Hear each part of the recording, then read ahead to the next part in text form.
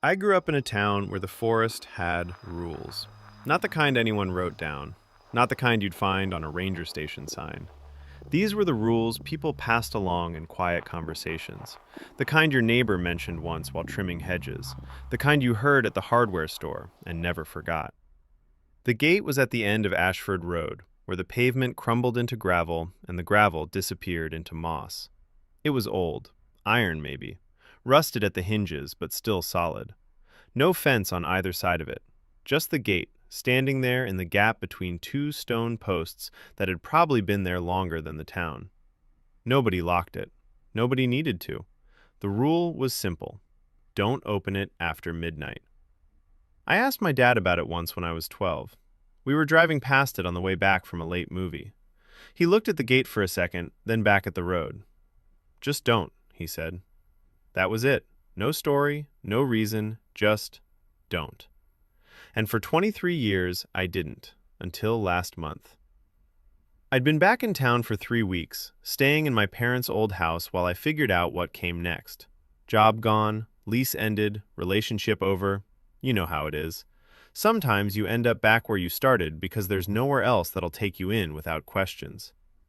The insomnia started on day 4. Not the kind where you toss and turn, the kind where you're just awake, lying there, staring, brain empty but too loud to sleep. I'd get up around 1, sometimes 2, and walk. The town was small enough that walking felt safe, quiet enough that it helped. I'd done the loop through downtown a dozen times, past the closed diner, the post office, the park with the broken swings. But that night, I wanted to go farther. I ended up on Ashford Road. I wasn't planning it. I just kept walking, and the road kept pulling me forward, and then I was standing in front of the gate. It looked the same as it always had. Iron, rust, the two stone posts on either side, dark and patient. The forest behind it was thick. No trail, no lights. Just trees pressed so close together they looked like a wall. I checked my phone. 12:47 a.m. I should have turned around. But standing there, looking at that gate, I felt something I hadn't felt in weeks. Curiosity. Not the excited kind, the bitter kind.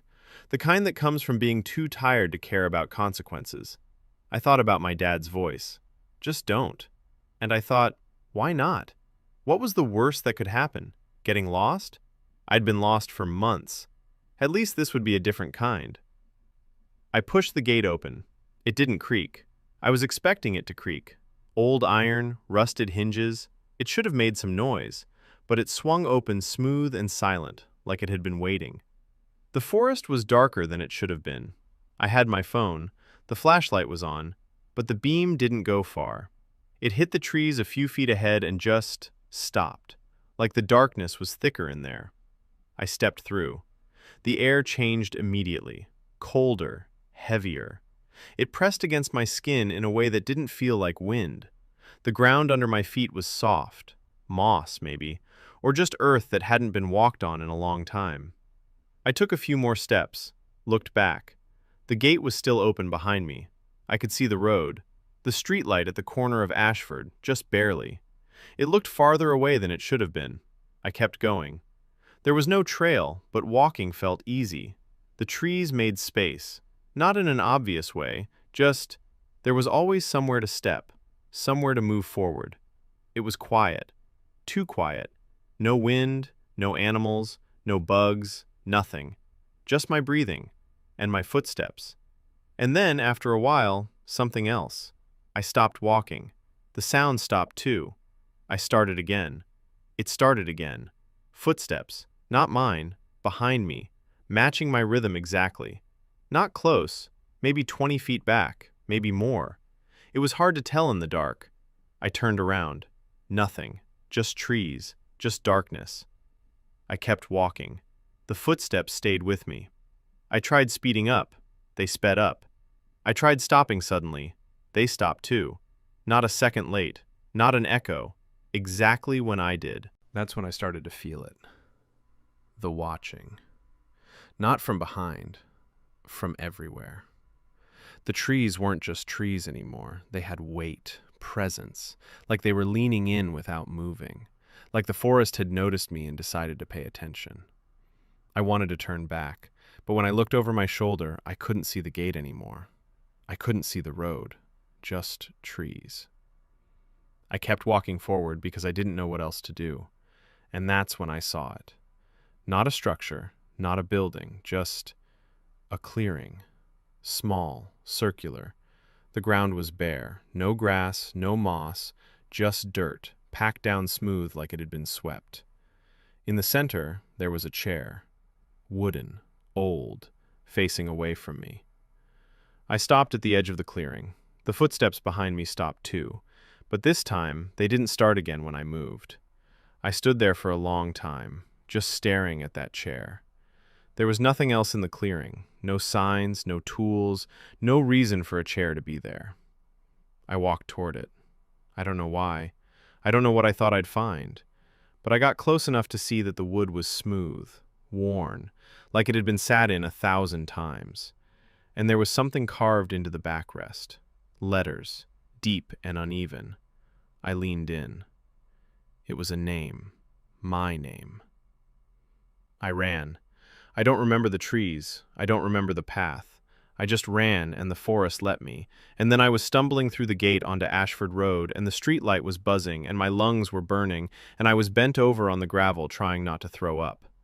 I looked back. The gate was closed. I didn't close it. I went home. I locked the door. I didn't sleep. When the sun came up, I drove out to Ashford Road. The gate was still there. I didn't open it. But I stood there for a while, looking, and I noticed something I hadn't seen the night before. On the left stone post, carved into the surface, almost hidden by moss, a list of names, 20, maybe 30 of them, scratched in, some old and faded, some newer. I read through them. I recognized 4, people from town, people I'd known, people who'd disappeared. My name wasn't on the post, not yet. But I check every day, just to make sure. I don't babysit anymore. Haven't in 3 years. People ask me why, sometimes. Friends who remember I used to do it all through college. I tell them I got too busy, that I needed to focus on my degree. That's not why. The real reason is a house on Maple Street, number 42. A split-level ranch with yellow shutters and a garden that always looked just a little too perfect. The Prices lived there, Tom and Catherine, and their daughter, Emma. She was 7. I remember the interview. Catherine had this way of smiling that didn't quite reach her eyes. She walked me through the house, showed me where everything was, the kitchen, Emma's room, the emergency numbers on the fridge. All normal, all exactly what you'd expect. Then we got to the basement door. It was in the hallway, just past the living room. White paint, brass handle, nothing special about it. But Catherine stopped in front of it like it was a wall, like the door itself had weight. "There's one rule," she said. "Don't open this door. Don't go into the basement. And if Emma asks about it, tell her no." I laughed. Not because it was funny, but because it caught me off guard. I asked her why, expecting something simple. Unfinished stairs, mold, maybe storage they didn't want disturbed. Catherine looked at me for a long time. Then she said, "It's just better if you don't." Tom appeared behind her. Tall guy, quiet. He put his hand on her shoulder and gave me this tight smile. "We've had the same rule with every sitter," he said. "Never been a problem." I should have asked more questions. I should have pressed. But the money was good, and I needed it, and honestly, it felt like one of those weird family quirks, rich people shit. Don't touch the art, don't sit on the fancy couch, don't go in the basement. So I said, okay. They left at 7. Emma was already in her pajamas, sitting on the couch with a coloring book. Blonde hair in 2 braids, big brown eyes that followed me when I moved. She didn't say much at first, just colored. I sat with her, asked her about school, her favorite shows. She answered, but only barely, like she was waiting for me to leave the room. Around 8, I heard it for the first time. A sound. Faint, coming from below us, like something shifting. Not loud, not dramatic, just movement, the kind you feel more than hear. I looked at Emma. She didn't react, kept coloring. I told myself it was the house settling, old pipes, something normal. At 8:30, she looked up at me. "Do you want to see the basement?" I blinked, told her no, that her mom said we couldn't go down there. Emma tilted her head, not like a question, like she was confused I didn't understand. "I know," she said, "but don't you want to?" There was something in the way she said it, not playful, not mischievous, curious, like she was testing me. I told her it was bedtime. She didn't argue, just nodded and went upstairs. I followed her, tucked her in, turned on her nightlight. She stared at the ceiling as I closed the door. I went back downstairs, sat on the couch, pulled out my phone, and I kept glancing at that door. It was stupid. I knew it was stupid. But once you tell someone not to think about something, it's all you can think about. The sound came again, louder this time. Not by much, but enough that I couldn't pretend I didn't hear it. It was rhythmic, like breathing or pacing. I stood up, walked to the hallway, stood in front of the door, put my hand on the handle. It was cold, colder than it should have been. I didn't open it, but I wanted to. God, I wanted to. Not because I'm brave, because I'm not, but because the not knowing was worse than anything I could imagine behind it. You can hear it too. I spun around. Emma was standing at the top of the stairs, still in her pajamas, barefoot, watching me. "I thought you were asleep," I said. She came down, slowly, each step deliberate. When she reached the bottom, she walked past me and stood in front of the basement door. "It's louder at night," she said. "Mom says it's because the house is quieter, but I think it's because it knows we're listening." I asked her what was down there. She looked at me, really looked at me, and for the first time that night, she smiled. "I don't know," she said. "Mom and Dad won't tell me." I knelt down, kept my voice calm, asked her if she'd ever been down there. She shook her head. "No one goes down there. That's the rule."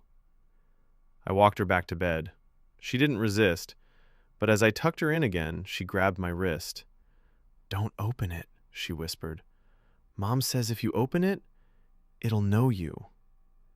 I asked her what that meant. She let go, turned over, pulled the blanket up to her chin. "I don't know," she said again, "but I think it already knows you're here." I didn't sleep that night, not even a little. I sat on the couch with every light on, staring at that door. The sound never stopped. It changed, sometimes slow, sometimes faster, but always there.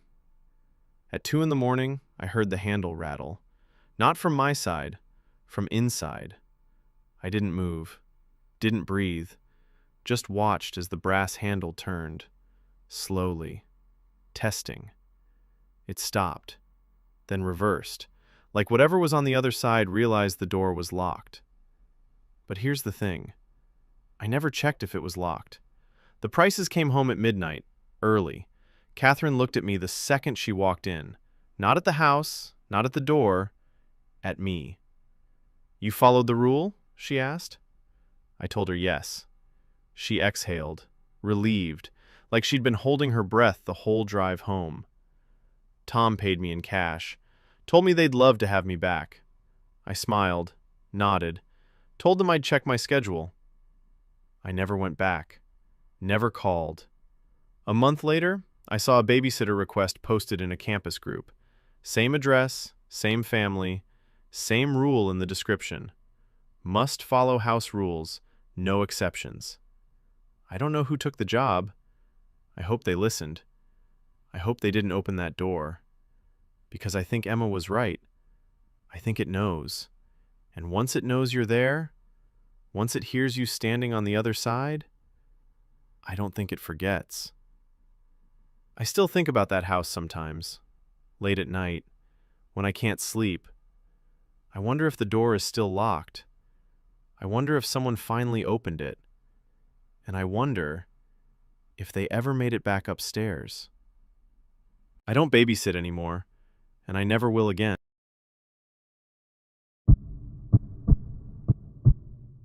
My neighbor hasn't slept in 15 days. I know because he told me why. I started keeping track on accident. Marcus lived in the unit next to mine, shared balcony wall, thin enough that I could hear when he opened his sliding door. And for 2 weeks straight, I heard it open every single night. Not once, not twice, it stayed open. At first, I thought he was just getting air.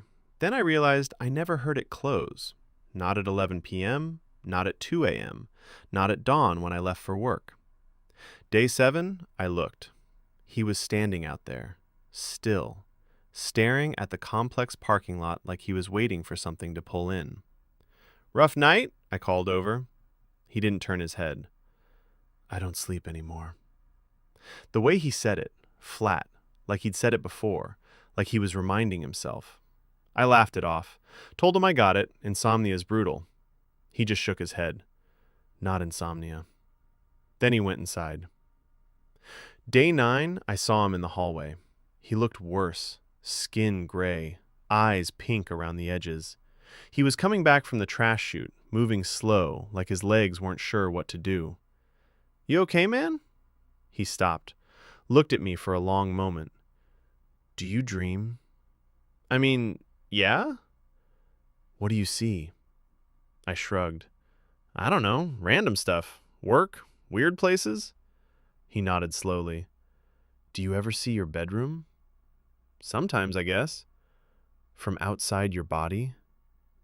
I didn't know what to say to that. He kept going. "Like you're standing in the corner, watching yourself sleep." That's just a dream, Marcus." "Yeah." He looked down the hallway. "That's what I thought too."